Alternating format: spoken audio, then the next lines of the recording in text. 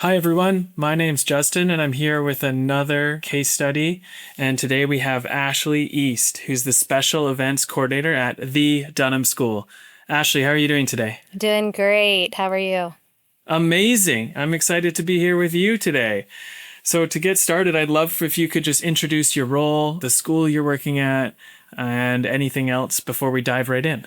Sure. Like you said, I work at the Dunham School. We are located in South Louisiana. We are a pre-K 2 through 12th grade private Christian school. We have about between 800 and 900 kids in our 2-year-old program through 12th grade.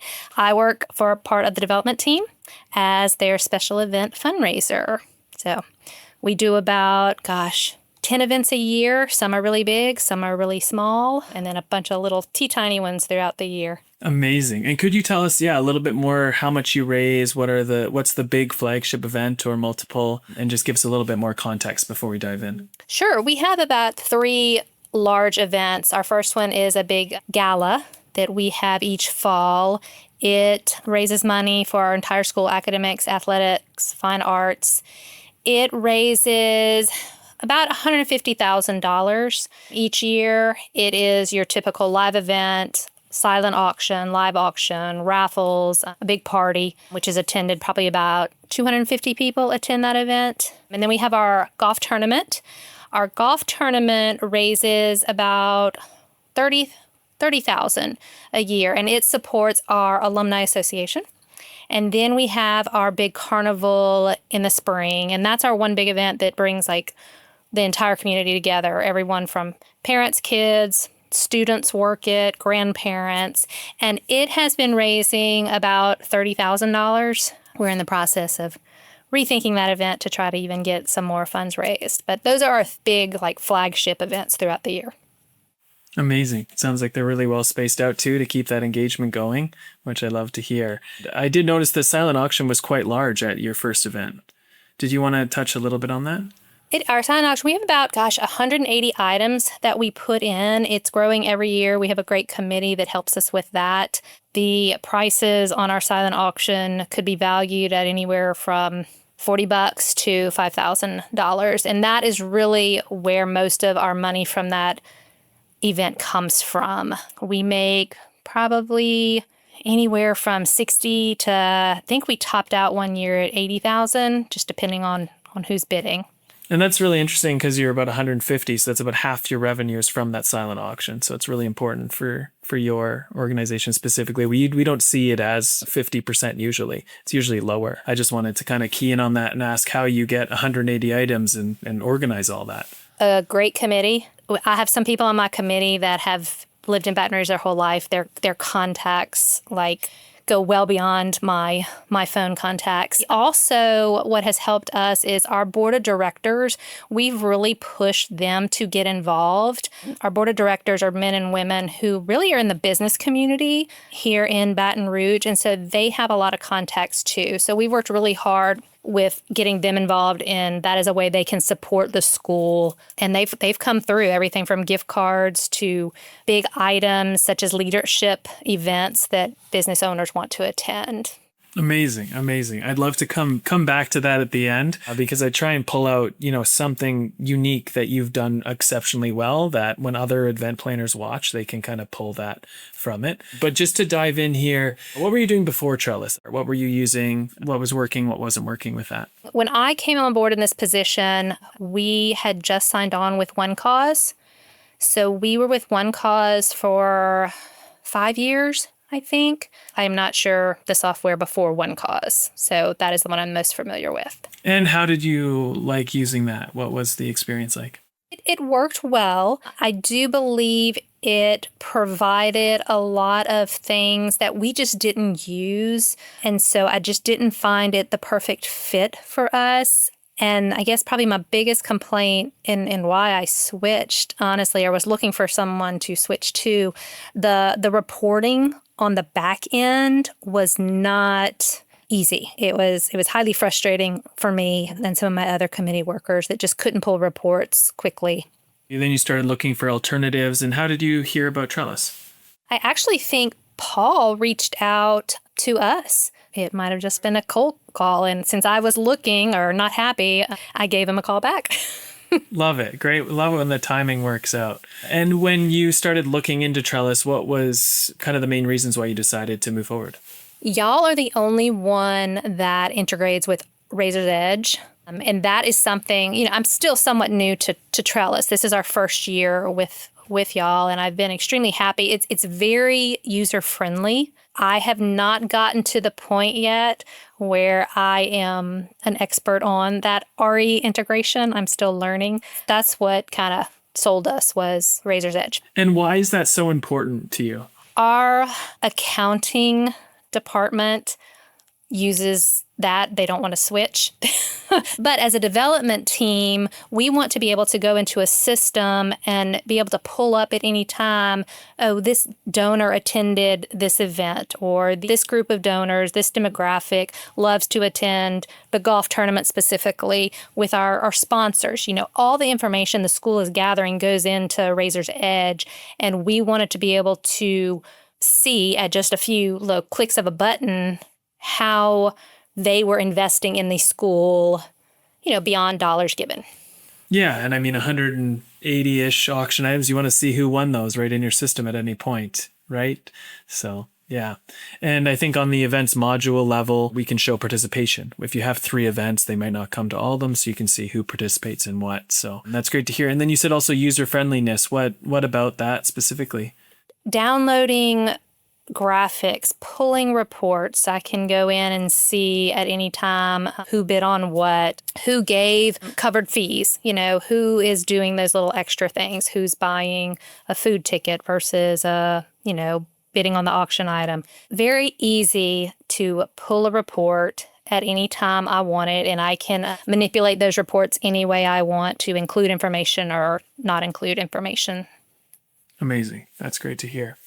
I noticed you did the big event on the platform, and you've done some smaller pieces as well on the platform. Is there any other things that have stood out to you, like during the day of the event? Anything that stood out to you for the Trellis platform that made it easier? This was our first year, and so what I guess stood out was it was being introduced to our community too. They were learning something, and it really was very easy for them to understand how it worked, how the bidding worked, how they could buy now on certain items, or they could purchase their tickets to the event. It was kind of seamless.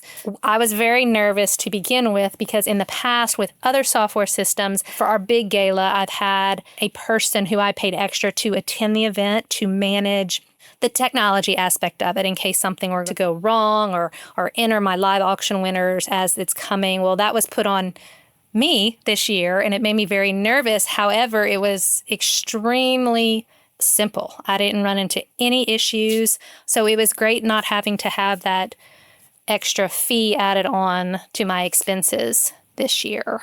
And do you know how much you saved because of that? It was probably about $2,000. Great. And obviously there was a little bit more stress, a new platform, but you took the plunge, and it sounds like you're really grateful that you did. I'm curious, was it during check-in or collection of bids? What was the part you were nervous the most about? Check-in was the first one. With our old system, check-in seemed to be a lot more involved. This one, you give a name and you hit a button and they're there. Also, we had an issue in the past. Our silent auction ends at a specific time, as I'm sure everybody's does, and it was programmed to shut down at 10 p.m., and it didn't shut down. So every year since then, I have been a nervous wreck making sure I wanted somebody there to click that button. And also entering the live auction items. I'm running around all over the place at these events, and so to have it on my plate to follow the live bidding and enter that information, it was just very easy. All information, credit cards are done beforehand and at check-in. It was just very, very smooth. Amazing. And I'm wondering if we could really dive into that check-in. So you said you look up the name and you press a button, then it's done. If I was attending, was there like a big lineup? How many people did you have? Could you walk us through a little bit more? Sure. So like I said earlier, we have about 250 people that attend our live event. Because we have two different entrances at our venue, I have two different tables set up, one at each entrance. We have two people stationed at each one. Those two people were plenty. There was never really a line. I would bounce back and forth between them if they were to have a question. But honestly, they are entering a name. If it doesn't pull up, they would manually enter it. They would say, hopefully a credit card's already in the system, but if not, would you like to add a credit card? Would you like to be connected with this other person? Enter that credit card, hit enter, and they were good to go. So no, we did not have any backups. In the past, we've had a long line at check-in. However, it could have been the software, but it also could have been the venue and just the way the entrance was. Yeah, I definitely wanted to ask that. Do you have any insights as to why there wasn't a lineup? And maybe it was just you had more people on check-in, or was it, that you didn't collect information beforehand? It might have been we spaced it out and we just divided it up into two places. However, I feel like the merging of, if we had a husband and wife attending under two different names, it was easier to merge them together under like one credit card than it was with the other software. Yeah, we promote, it's easier to have one credit card and one paddle number per person. However, we understand that people want to do it differently. And we've seen a lot of organizations just use the same paddle number, so it's all connected at the end. Yes. And it was also very easy. We have corporate sponsors. I don't know if other schools have that, but they get free tickets to our event as part of the corporate sponsorship program. And so they're entered in the system as a corporate sponsor. And I found it very easy. You pull it up, like if I was doing McDonald's, let's say they're a corporate sponsor. They're not, but type in McDonald's and I could just enter a new name and a new credit card system under McDonald's. So I would see who my corporate sponsors are also sending to my events versus just having a random person that I couldn't connect later to our community. It was easy for me to connect them to a sponsor. That makes a lot of sense and easy because then you add that information, they get it. And then when you press the button to check them in, did anything else happen? The green button with the check mark lit up and we knew we were good to go. That's all I needed to see. Amazing. And I think that usually a text message gets sent as well. Yes, our people did say that you should be receiving a text message or an email to let you know that you are registered. And that link, they could click on that link and it would immediately bring them to our silent auction. Yeah, which is great. They could just start bidding and they didn't have to log in, which we've understood is a big challenge. No one wants to remember that. Great. If you were talking to someone that was thinking about signing up with Trellis, what would you tell them? Definitely do it. I love everything about it from a visual standpoint too. For my community, is just your software looks beautiful. It's easy to work through. The back end, which the people buying the software would be on that side of it, so I know they would have to deal with it. It is so easy. And I do want to give a shout out to y'all's support system. They respond very, very quickly to my emails. Issues that I might run into or things that I would like to see change, they address them immediately. Rebecca, who is kind of over our school, I guess we're one of her clients, she is constantly following up with me to see, hey, what did you like? What did you not like? How can we improve this?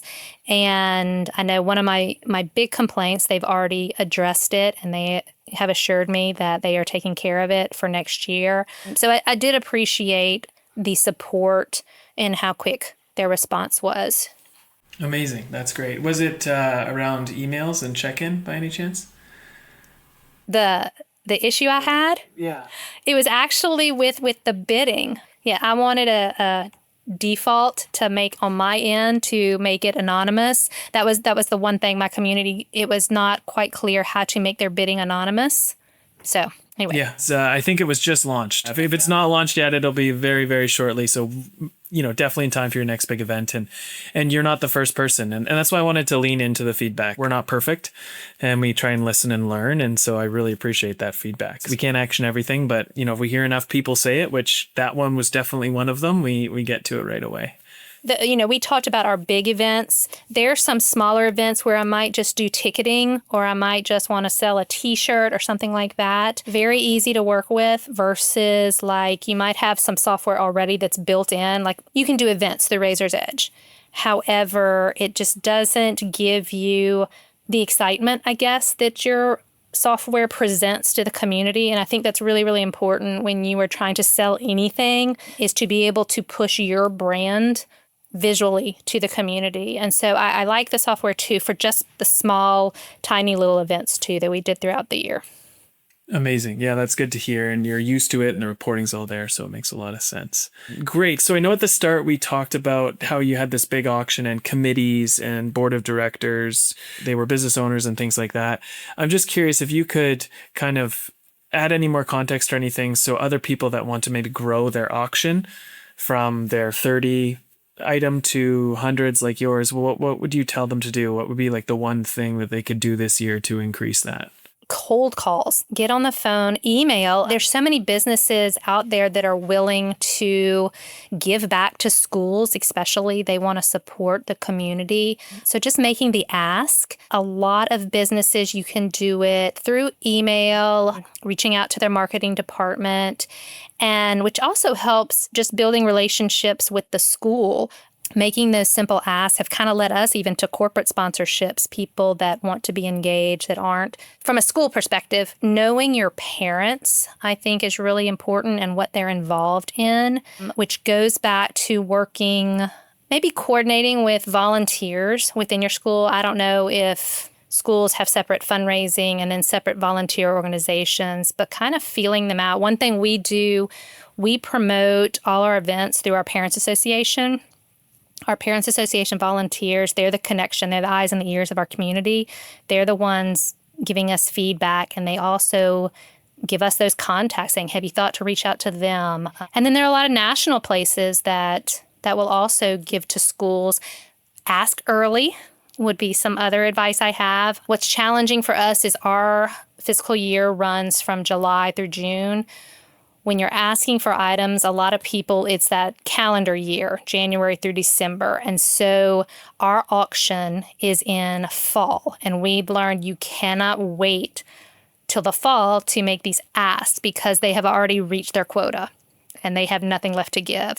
That would be my number one thing, is to ask early and ask just anything they can do, even if it's a little simple $20 gift card. And just go back to those people, your returning people. Those are the first ones you want to ask the following year. And to send thank you notes, I just think helps to increase loyalty. Yeah, seeding for next year. Mm-hmm. There you go. I love it. Well, thank you so much, Ashley. Is there anything I didn't ask that you wanted to add before we sign off? No, I think we covered it all. Great. Well, thank you so much and good luck with your next event. Thank you.